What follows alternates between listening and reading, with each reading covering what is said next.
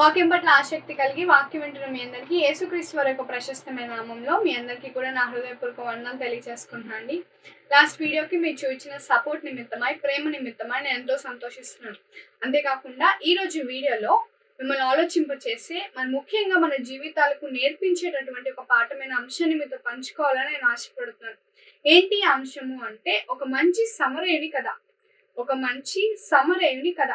మీలో చాలా తక్కువ మందికి తెలిసి ఉంటుంది ఒక మంచి సమరయుని కథ ఏంటి అన్న దాని గురించి మనం ఈరోజు మాట్లాడుకుందాం.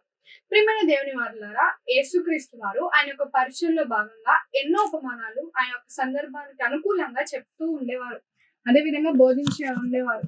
అయితే యేసుక్రీస్తు వారు బోధించిన ఉపమానాలు ఆనాటికి కానివ్వండి ఈనాటికి కూడా ఉపయోగపడుతున్నాయి అనటంలో ఏమాత్రం సందేహం లేదు. ఆయన చెప్పే ఉపమానాలు అందరికీ అర్థమయ్యేవిలా ఉండేవి. అయితే యేసుక్రీస్తు వారు బోధించిన ఉపమానాలు ఎన్నో గొప్ప ఉన్నాయి. అందులో ఒకటైన ఉపమానం గురించి మనం ఈరోజు మాట్లాడుకుంటూ ఏంటి అని మనకు నేర్పించే పాఠం అనేది ఈరోజు మనం వీడియోలో తెలుసుకుందాం.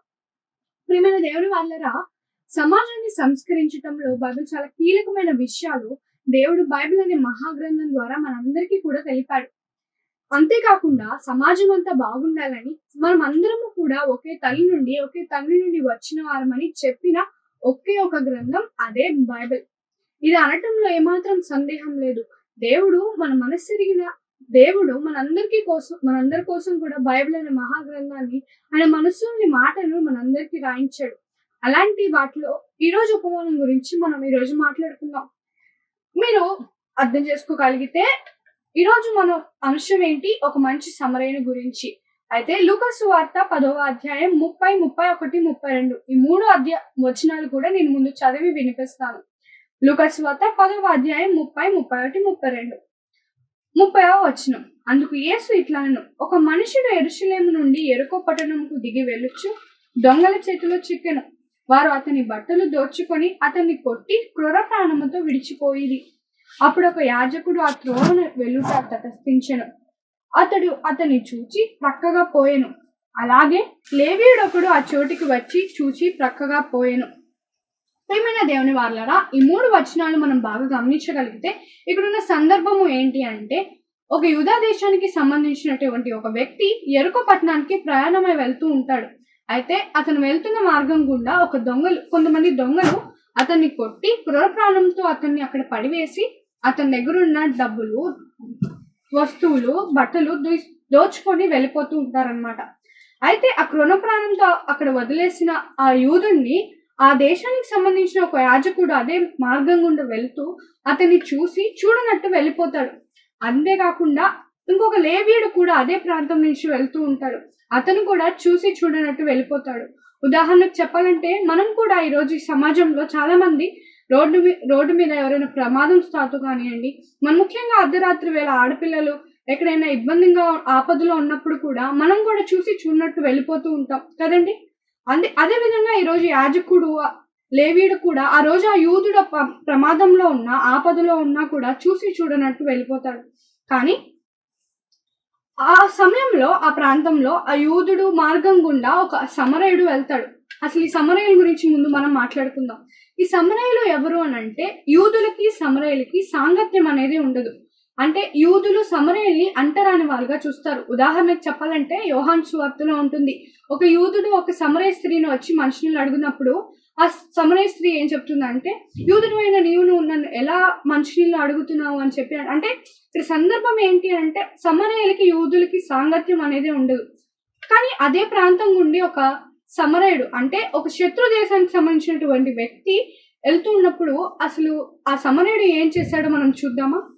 33, 34, 35 వచనాలు అదే లూకా సువార్త 10వ అధ్యాయం 33, 34, 35.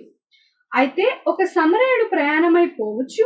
అతడు పడి ఉన్న చోటికి వచ్చి అతన్ని చూచి అతని మీద జాలిపడి దగ్గరికి పోయి నూనెయు ద్రాక్షారసము పోసి అతని గాయములు కట్టి తన వాహనము మీద ఎక్కించి యొక్క పూటకుని వాళ్ళ ఇంటికి తీసుకొని పోయి అతనిని పరామర్శించెను.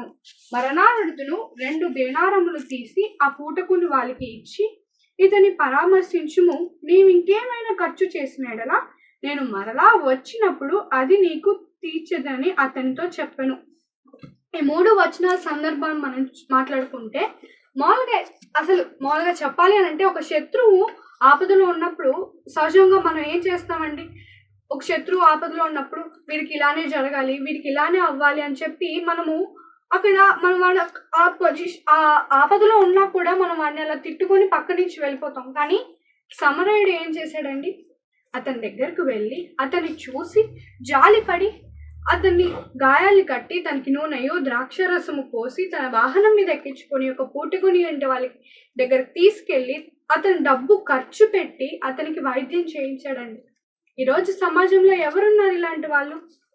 చూసారా, ఒక శత్రువు అయినప్పటికి కూడా ఆపద ఉన్నదని గ్రహించి అతని దగ్గరికి వెళ్ళి జాలి పడ్డాడు. అంత గొప్పవాడు. అందుకే ఇతన్ని చూసే ఒక మంచి సమరయుడు అన్నాడు. ఈరోజు అంశం పెట్టడానికి కారణం కూడా ఇదే అండి. ఒక మంచి సమరయుడి నుంచి మనం నేర్చుకోవాల్సిన గొప్ప పాఠం. ఈరోజు మన జీవితాలకు కూడా ఇది చిన్న అంశమే, కానీ మన జీవితానికి నేర్పించే గొప్ప పాఠం. చూసారా, బైబిల్ మనం బాగా గమనించగలిగితే శత్రువు అయినప్పటికీ కూడా జాలిపడి సహాయం చేయమని నేర్పుతుంది. ఉదాహరణకు ఒక మంచి సమరయుడు కథే మనకి ఈరోజు ఉదాహరణ.